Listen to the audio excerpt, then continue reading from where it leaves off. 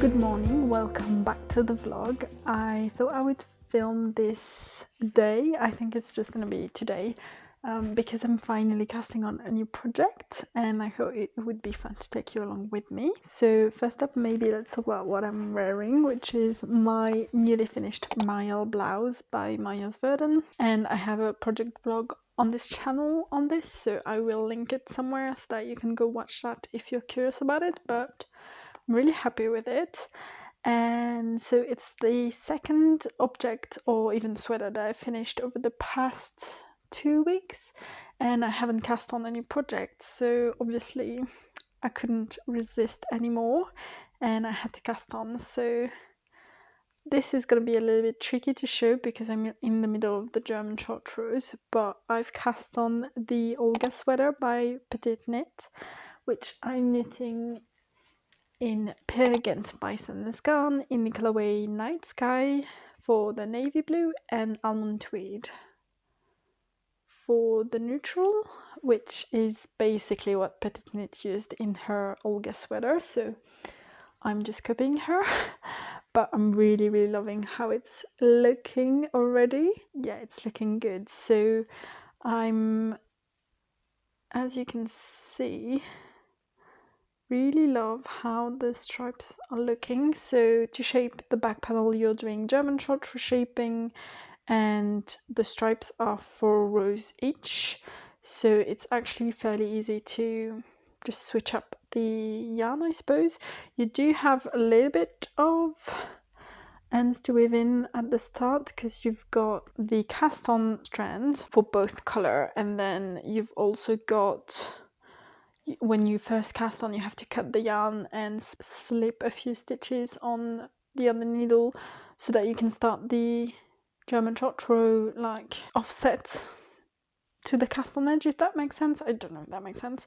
But anyways, yeah, you've got a few ends to weave in, but I don't mind. That's not something that usually bothers me, so that's okay. And yeah, this is just looking so good already. So my goal for today is to hopefully at least finish the German chartreuse shaping on here, and then maybe even finish the back panel, depending on how that goes. I would also like to knit a bit more on one of the back panels of the girl dress, because I finished one out of the two and I'm about halfway through the second, so I would like to finish that this weekend so that I can finally like see how that's going for my dress and for the bra that I'm planning to wear with that dress. So if you have no idea what I'm talking about, I will link the latest knitting podcast that I filmed where I talk a bit more about that. But yeah, that's my plans for today. I would also like to go on a quite long walk. Last week it was really hot, and so going out to walk during the day was impossible because I would have died. Not to be dramatic, but this week it's a little bit cooler. It's still, going up to, I think, 30 degrees, maybe a bit less, but it's doable to walk for a while, and so I think that's what I would like to do, because I feel like I've been stuck inside the house for too long. Even though I'm a homebody, I do still like to go outside a bit.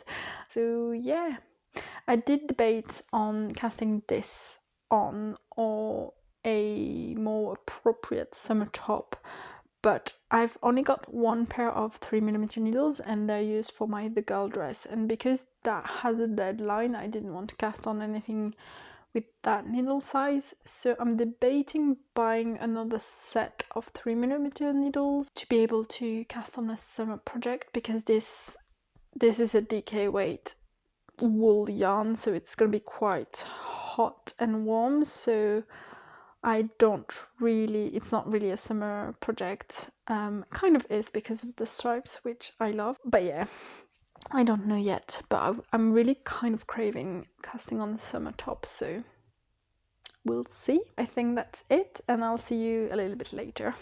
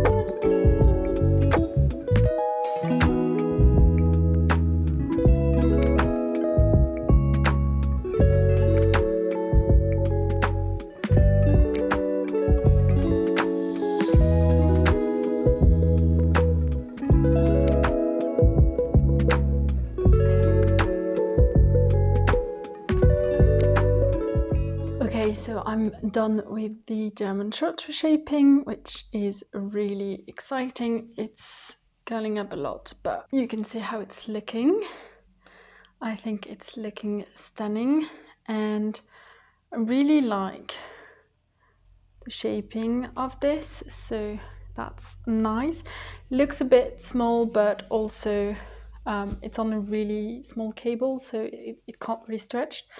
And I've checked my gauge and I'm okay, so trusting the process. Thought I would finish the back panel today, but I've still got like 30 rows to do, so I don't think I'll quite reach that. We'll see. I'm gonna take a little bit of a break, eat something, and then I'll pick this back up for an hour and a half and then probably go for a walk. So we'll see where we get to. I'm really loving it. But a few people have asked me how I use my knitting notebook, and so I thought I would share kind of my thoughts, my process. So I will have timestamps, chapters in the video, so if you're not interested you can just skip that, but let me go talk to you through my notebook. So I use this notebook to, take notes on the basic information of the project. So the pattern name, the designer, the needle size I'm using, the size I'm making, and the yarn I'm using, and also the start and end date. So that will always be up on the page. And then because I always have a few projects on the go, I usually leave like 2 or 3 pages blank before I do another one. So for example, for the girl dress, I've got like 3 pages, and I started the zipper sweater light man on the next page, so I didn't know what I was gonna fill it up with, but I just usually try to plan based on the pattern and the amount of instructions, so that depends. And then I have a few kind of symbols to signify different things. So for example, for the Olga sweater, and hopefully this isn't gonna give too much away, but for this I've only written like the back panels, what I've got to do, the number of rows. Because these have stripes, I've got the brackets to signify the white straps. So I know that a stripe is 4 rows, but I just write it down so that I know, like I remember to switch up the yarn color. And then for the first part, which is all crossed off because those are the German short rows, the pattern says to do 1 row, right side row with that amount of knit stitches before you do the turn. And same thing for the purl row, which is the second row. So I've got 1, 2, which is row 1, row 2, row 1, row 2, and then again and again and again. So that's how I remember what to do. I'm someone who likes to write everything down just so I can make sure I'm not forgetting anything, especially if I'm putting the project down for a bit.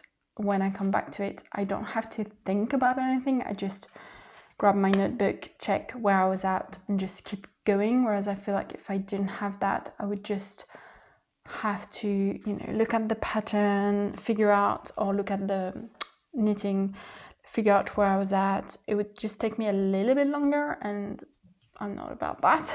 And for example, for the rest of the back panel, she doesn't give you a row number, but because she tells you you've got that amount of centimeters like to reach at the end of the German short row, I know that I'm on gauge, so I'm just calculating that the amount of rows that I need, and so that's how I can figure out the number or like what I still need to do.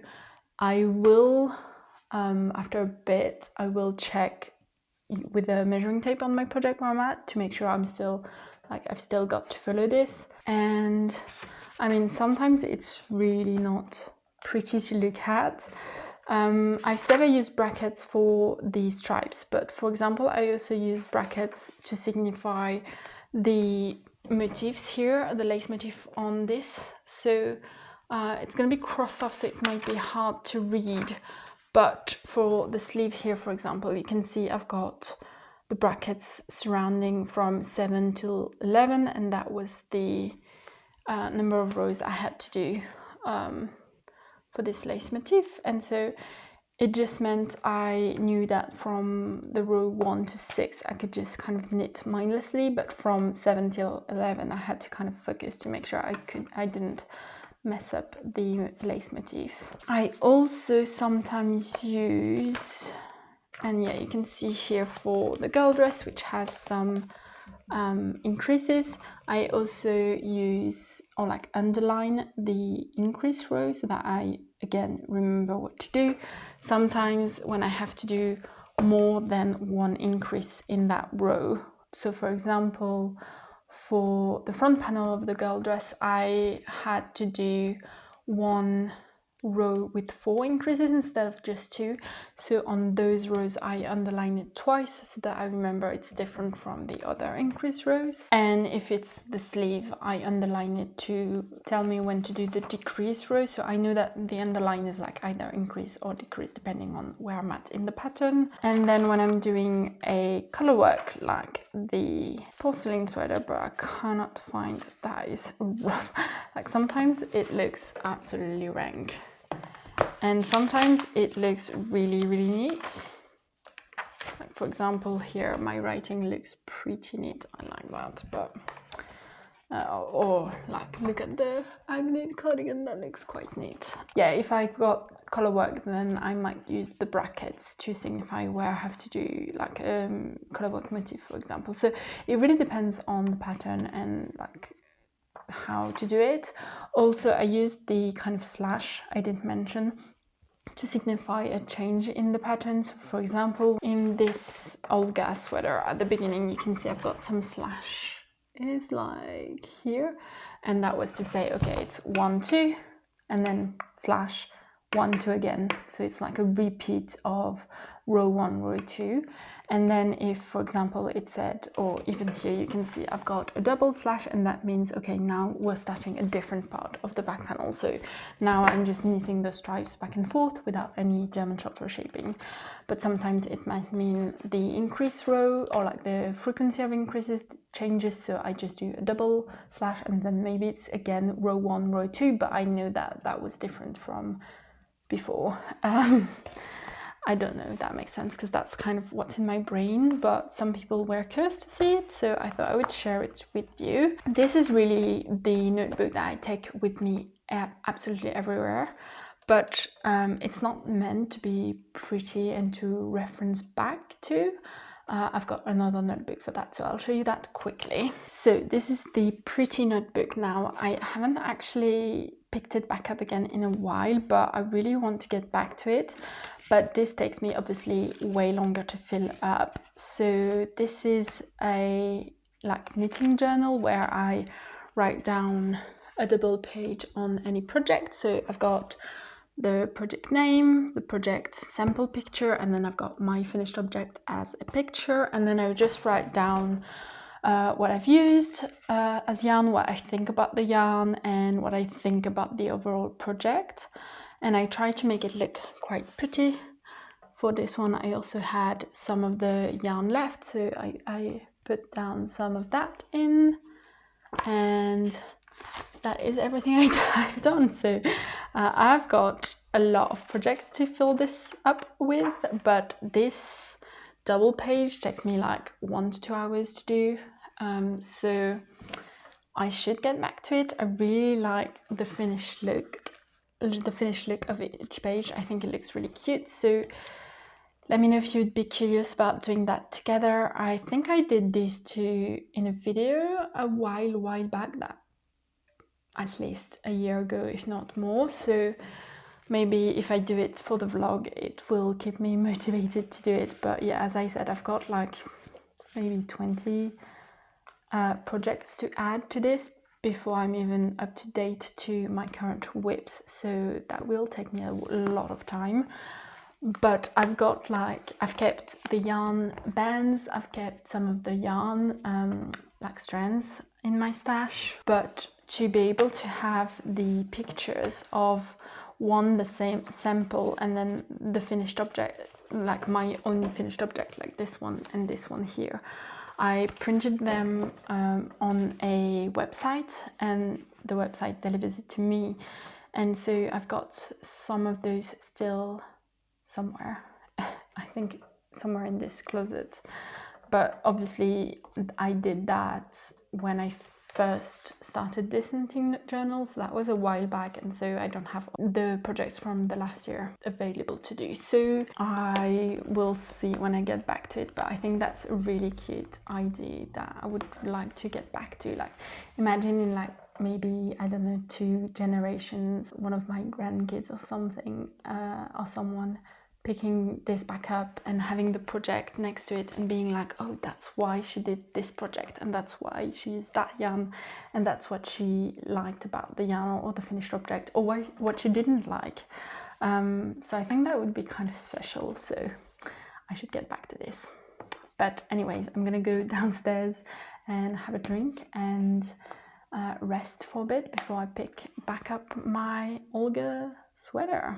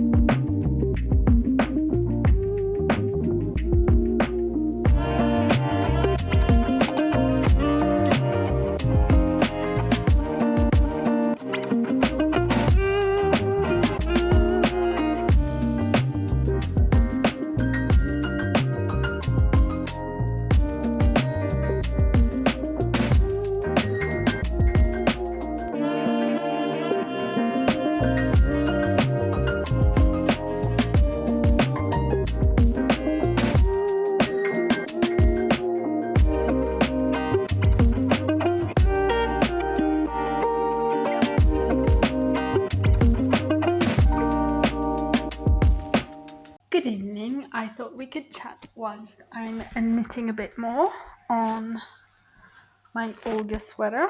I've got about not even halfway through the rest of the back panel after the short rows, so I've still got 1, 2, 3, 4, 5, 6, 7 stripes to do.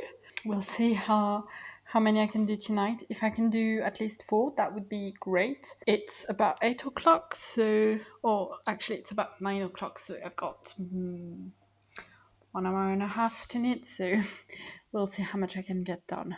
But I wanted to chat about something I've been thinking for a while. Yeah, I've been thinking for a bit that I might not make as many project vlogs, so that's when I'm filming an entire project from cast on, even sometimes a swatch to the bind off, and like sometimes even after I've worn it a little bit, to be able to tell you more about what I'm thinking of the fit and the yarn. That's something that takes me quite long to make or to film, obviously, because it depends on how long the project takes me. And then the editing of that is also quite long, but I mean, it's about the same as every vlog, so it's 6-7 hours of editing, sometimes a bit more, depending on how much content I have to edit through. But yeah, so I really enjoy making them, but it's a little bit tricky to keep track of what I've filmed, what I haven't, what I've updated people on, especially because I also do knitting podcast where I chat about the same project. And so it's quite, I would say, fiddly to make in a way. And so I was thinking instead what I might try to do for a couple of weeks, couple of months, and we'll see what you guys think.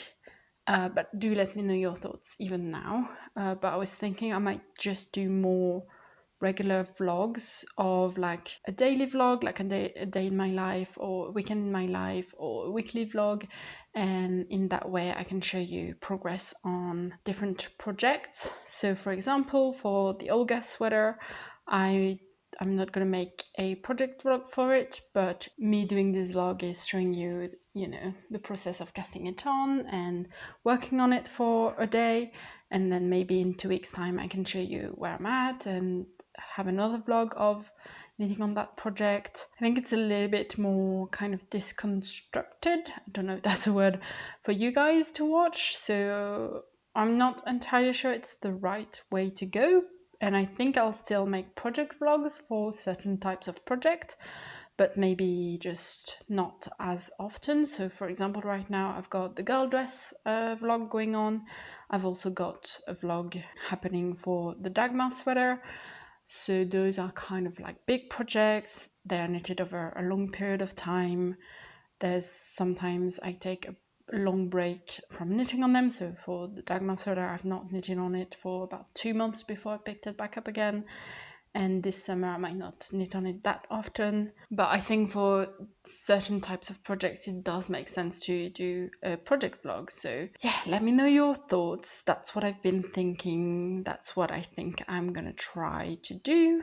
But I would love to hear what you think and what you guys would like to watch or what you've been enjoying watching. I'm just gonna be knitting away on this in this glorious light, and I'll tell you how many stripes I've managed to do tonight before we wrap this vlog up. So also we went on such a lovely walk. It was really, really nice. It was still a bit warm, but we were mostly in the forest, so we didn't have like the sun on us at all time. It was still pretty humid though.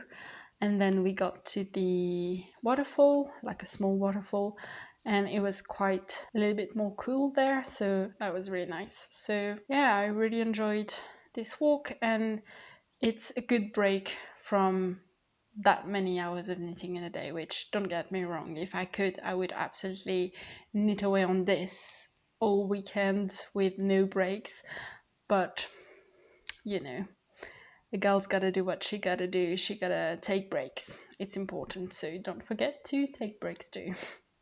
Okay, I'm gonna go back to watching Merlin, which I'm rewatching. It's the BB TV show from 2008 till 2012. I've been rewatching it, and I'm on the last season, which is the season that makes me quite angry, but I also kind of enjoy it, so I'm gonna go back to it and watch it next to my Merlin, who's falling asleep now.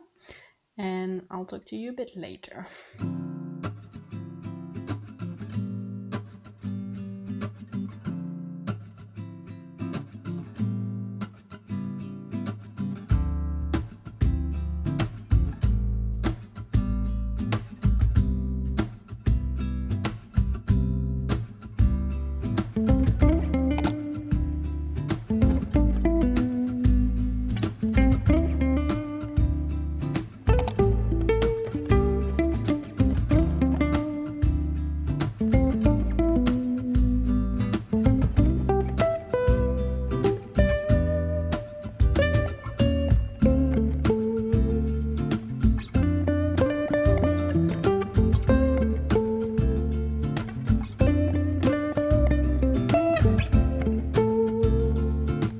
So it's about an hour and a half later, and I have managed to do three and a half stripes.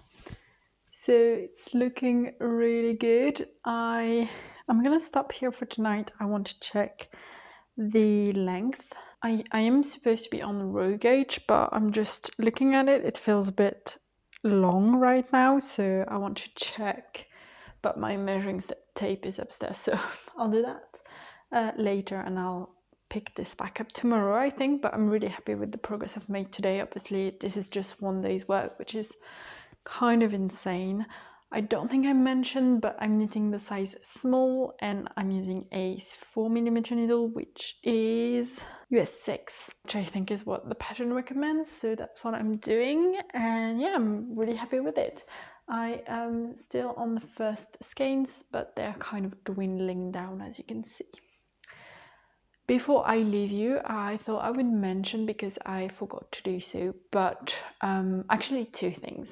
So I need to remember that, two things. I've been using, for example, for this project and for the previous one that was my big sweater project at the moment, I was using Continental method as a new knitting method to try and lessen the pain that I have in my arm, which I'm healing from, but it's still not 100% healed. So I wanted to try out a new knitting method because I've been using the English style for ever since I started knitting, which I really enjoy, but I thought that might be what was hurting me, and so yeah, I wanted to try something new. But it's been really nice to use English style for this project. I just think it's mindless for me to use English style versus continental style. My tension is really neat. Like you can see, this is obviously knitted back and forth, and the stitches are really lovely, whereas when I do continental, when I knit back and forth, it's not that neat. For this one, honestly, it doesn't show. It looks quite seamless and smooth, but I think it's also because of the lace, whereas for the other pattern I had, which is the Cove sweater, you can really see where I knitted pearl side, and when I knitted German short rows, it's really loose compared to the rest of the fabric, and I'm not in love with that. So I thought I would kind of give this update. I'm not totally opposed to using continental style, but I think if I can, I will stick to English style, and I'll try to remember to say that on the podcast as well. And the second thing which I wanted to chat about is a pregnancy pillow that I bought a bit ago. I got it in my previous knitting diaries vlog, so I'll link it up here if you're curious. But I wanted to use it for two reasons. One, to have around me to knit, and second, just to sleep. I've been using it daily to sleep. It's been really nice. I just haven't really picked it up for knitting. I think it's something that's gonna get me a bit of time to get used to. Like you saw today, I didn't use it at all. I think the main reason for that is that, one, it's very chunky, obviously, so I need to remember to bring it down, bring it with me. It's a little bit of faff, but also because of its shape, it's not really sturdy enough to support my elbows. The end bits are really soft, and so my elbows are not really that high.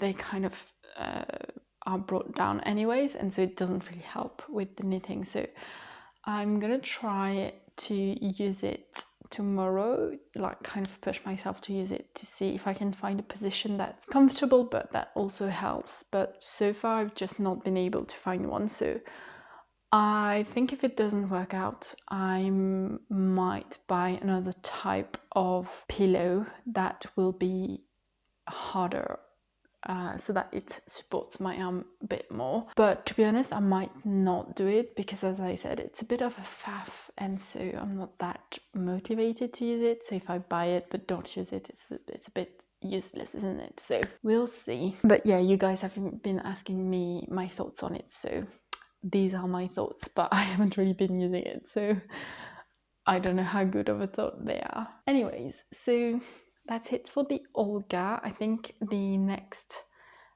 progress that you'll be able to see will be either in my next podcast or in a vlog I'm going to be filming next week, so we'll see when that goes up. But I hope you enjoyed this video. Let me know what you've been doing whilst watching. I always love to hear it, and I'll see you in the next one. Bye!